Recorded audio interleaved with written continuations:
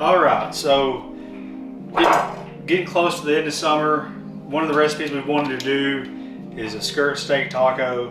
It's one of my favorite things. We couldn't find skirt steak locally for 2 years. We kept looking and asking all the butchers and no one could get it. And then one day it showed up in our local grocery. So we cook this quite often. We're gonna start off with a little marinade. Pretty simple marinade. We're gonna let it go for 2 or 3 hours. Then we're gonna grill it. In the meantime, we're gonna make a little salsa verde that goes really well with it. All right, let's get started.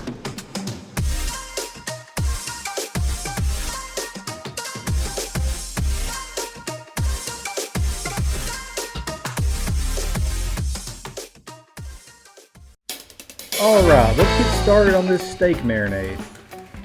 This is another one of those recipes that I really never do the same way twice. I just kind of use what I have. Kind of keep the base elements the same. I wanted to have a lot of these Mexican flavors in there, like the cilantro and the jalapeno. It needs to have some acidity, so with some lime juice, and today we're going to use orange juice. But we're going to start this marinade off with some olive oil. This is going to be the base of the marinade. This is going to make it a liquid, make it easy to get across all parts of the meat. I'm going to use about 2 limes here. Just cut them in half, use the juice of those limes. You can take some lime zest and throw it in there. I just like to cut the chunks up and throw them straight into the marinade. If I'm cooking with it, I'll use a zester, but since this is just a marinade, I'm just going to throw the whole chunk straight in there. Going to take a fresh orange and squeeze that juice straight in there as well, and again, cut some of the rind up and throw it straight in there. This is going to give us a lot of acidity. It's going to help break down the meat, make it more tender. I like to use a lot of cilantro. However, Hannah has the gene for cilantro that makes it taste like soap. This is actually a real thing. A lot of people have this, and people are starting to notice that it tastes like soap to them. So I can't use a lot of it, but we're going to throw a little bit in there. We're going to use some white onion, about 1/4 of an onion just sliced up. We've got about 4 garlic cloves that we're just going to roughly chop and throw straight in there. And we've got some jalapeno. Just going to cut around the core.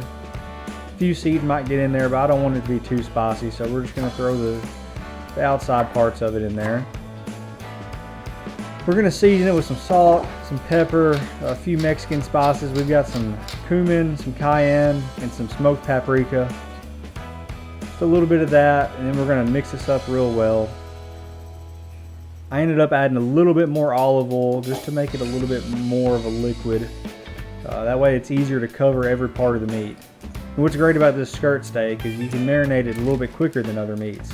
It's really grainy and it allows for that marinade to really penetrate it. I also added a little shot of Allegro marinade to this as well. I figured the less liquids I have in the bowl before I pour it makes it easier for me to not spill it, so I poured that in after the fact. It adds a lot of flavor and gives it some good color. But let's start on this salsa while that's marinating for the next 3 or 4 hours.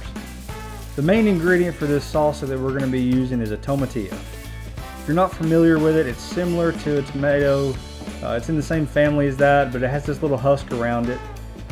We're just going to pull that back, and you can twist the stem off of it and it comes off real easily. So we're going to take 6 or 7 of those, peel them all back.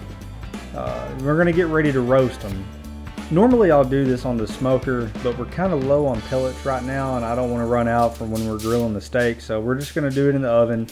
It tastes great that way as well. We got 4 cloves of garlic and we've got 2 jalapenos. And we're just going to broil these for a few minutes just to give it some good char, let it get that good roasted flavor. Cover them in some olive oil, toss it around so everything's coated. So you're going to give it that good char. And we're going to put it straight underneath the broiler for 5 or 6 minutes. Just keep an eye on it and make sure it doesn't burn too much or anything like that. Every oven's different. And we're going to throw it all straight into a blender. I do recommend you take the jalapenos and cut the stem off of them. And depending on how hot you want it, you can cut the center out. We don't want it too spicy. So we're just going to cut the seeds and the guts out and just use the outer parts of it. And we're going to throw that straight into the blender. We're going to take the juice from 1 lime and add that to the blender as well. This is going to give it a little bit of acidity and some good flavor, and we're going to add some cilantro. Again, I'd normally add a little bit more of this if it were just for me, but Hannah can't have too much cilantro or it tastes like soap.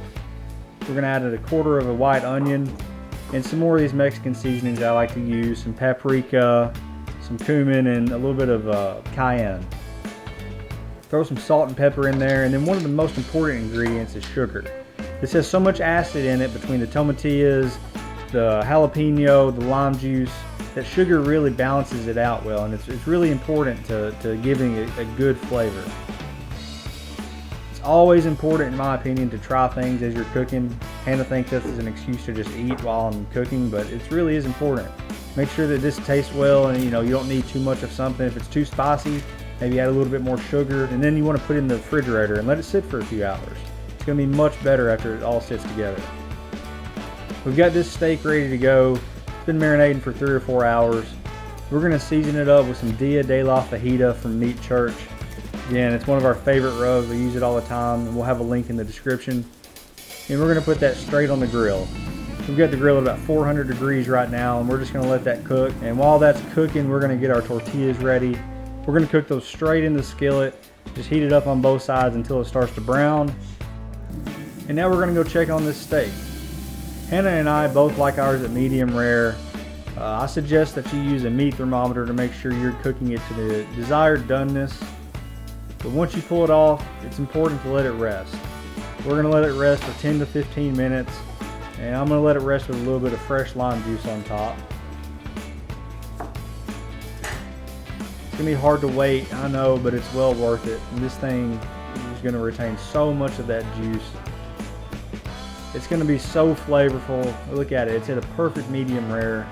This couldn't be better. You always want to slice it against the grain. So we're going to turn it on its side here, and we're going to slice it into little thin strips. It'll be perfect for the size of a taco.